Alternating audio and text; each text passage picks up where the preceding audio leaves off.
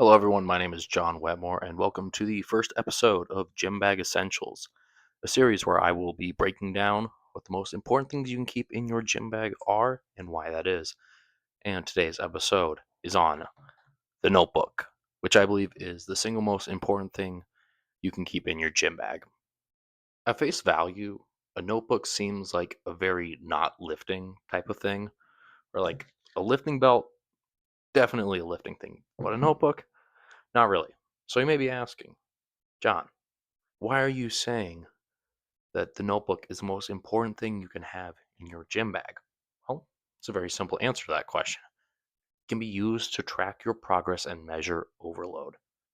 Now, anybody that knows anything about the science of lifting or just been working out for any meaningful amount of time knows or has figured out that overload in the realm of training is the second most important aspect of getting better at something, only behind training for what you want to get better at.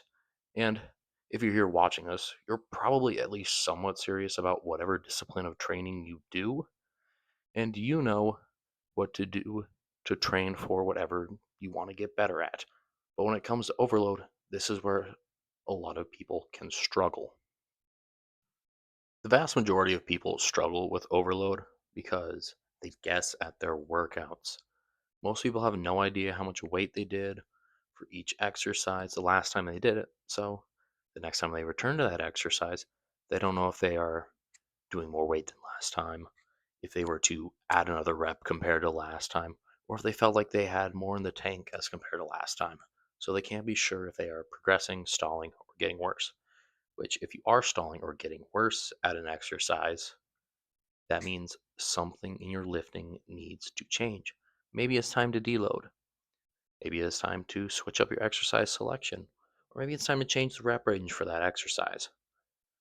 And if you don't know how many reps or the weight you did from last week to how it's looking this week, the next time you do it, you have no idea how much you are progressing, if you are at all. Which this is a very real and easy way that people lose out on gains. With my notebook, I break mine into 1 week equals 2 pages, which is super convenient because it makes everything really easy to find because it's in the same place every week. At the top of each set of pages, I write down what training block I'm in and what week of that block I am in. Next, for each day, I write down the date and what day of the split it was. For example, on March 18th here, we can see that I had a leg day. Next, I write down every lift that I do. Then I put the sets and reps to the left of that. And then on the right of that, I will put what weights I did for each set and how many reps I did with that weight. Then, to the right of the weights I did, I will make a little note of how much I want to increase my weight for the next week, if I want to keep it the same, or if maybe it was really tough and I want to dial it back a little bit. One important thing to note is that a notebook isn't really required for this.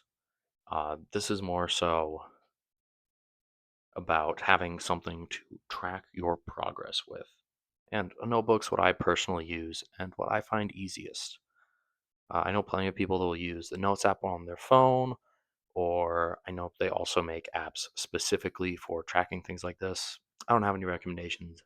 I haven't actually used any, but I do know they exist out there.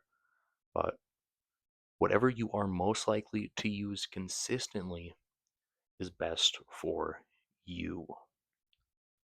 But notebooks are the best in my opinion because they're pretty cheap. You can get one for like $1 at Walmart. They also keep you off your phone.